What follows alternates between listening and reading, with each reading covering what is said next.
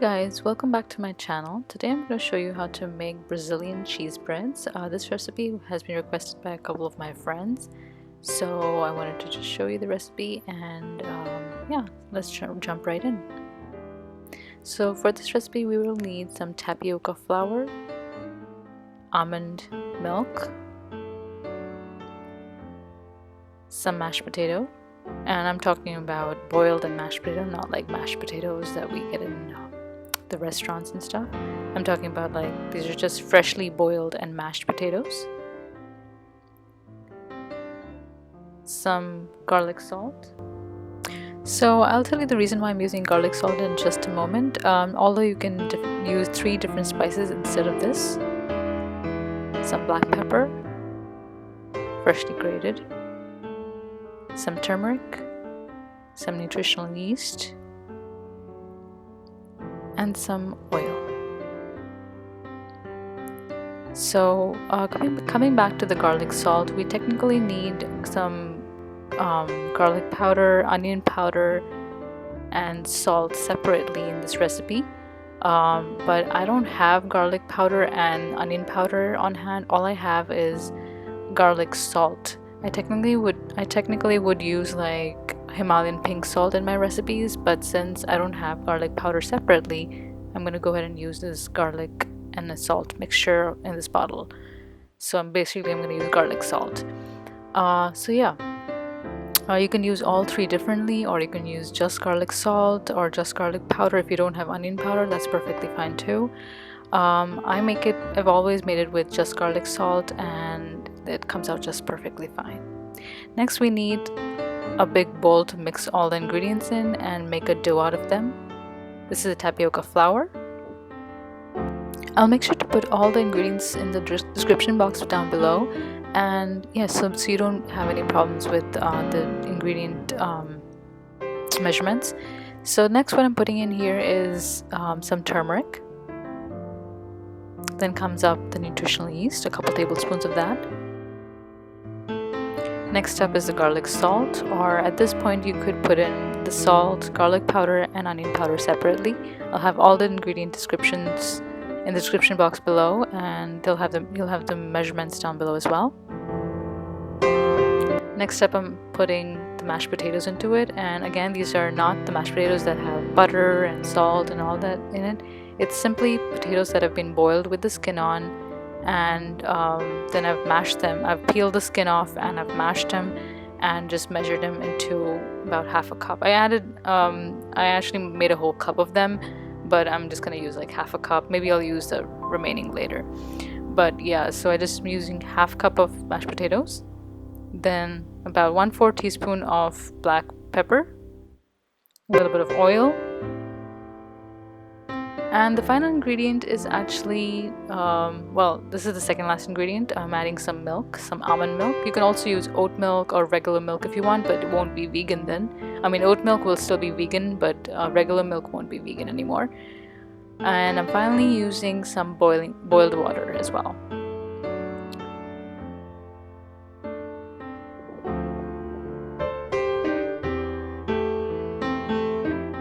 Then I'm going to go ahead and make a dough out of all of these ingredients.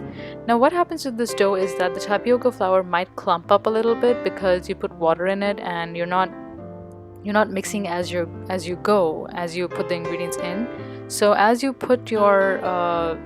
start kneading the dough, the tapioca flour might start clumping up. And what you want to do is just press all the flour into the dough, just knead it for a while, and you will eventually end up with a very smooth ball of dough.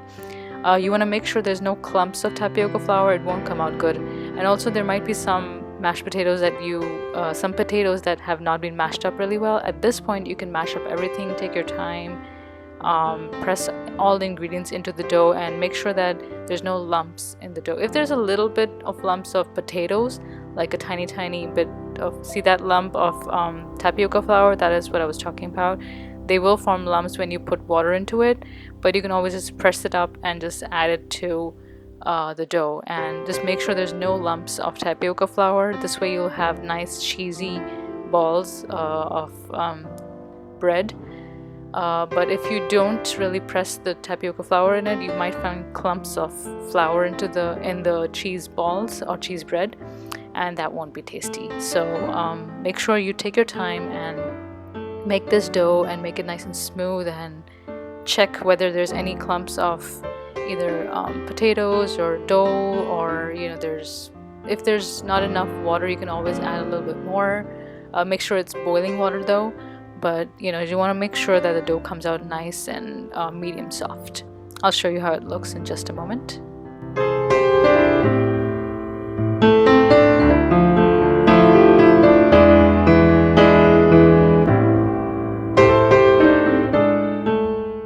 So I'm going to go ahead and add in a little bit more water, probably like a teaspoon more water, or just a few drops. My dough hasn't really come together yet, so I feel like I need a little bit more, just so that it comes together and I'm able to knead it a little bit more. So yeah, you just need to eyeball it. If you do feel like you need to add, maybe go like a teaspoon at a time and see if you need more water, or because once you're over it, you might have to add more flour. You can always go more, but you can't take away from it. You can always put in but you can't take away from it, salt, water, whatever it is. So there, my dough has come together, and that's how it's looking. I'm trying to get some smooth edges. Yeah, so it came together pretty well. There's no lumps in it. It does look like it's lumpy, but I promise you it's not lumps. It's just the dough is a little weird shaped, but otherwise that's my dough. So I just set it aside for like 5 minutes, and then I'm gonna form some truffle-sized balls out of it. And yeah, I'm just gonna you can divide it into equal sizes if you want to, or you can just pull it apart as you go. That's what I did. I pulled it apart as I went, and I formed them into little balls and just put them on a tray.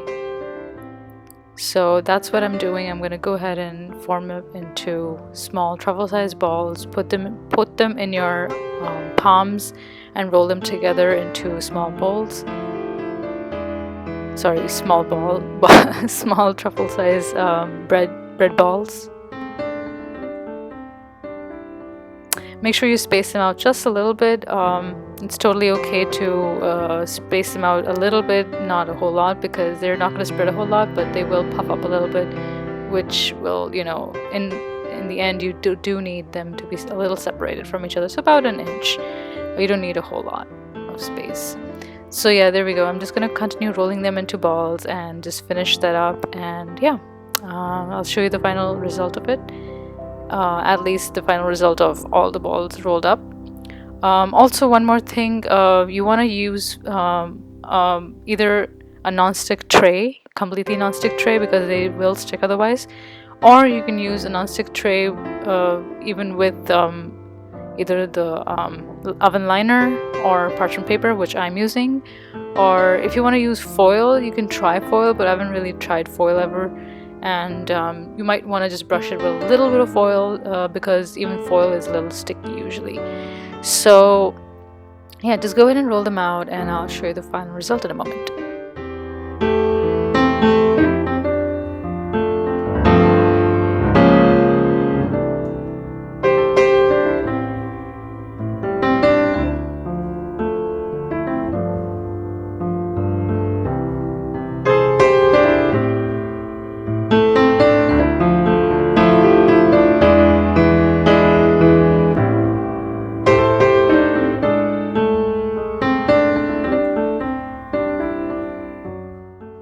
So I'm just rolling out my last cheese ball and or cheese bread. So this comes out to be about 18 to 20 balls or breads.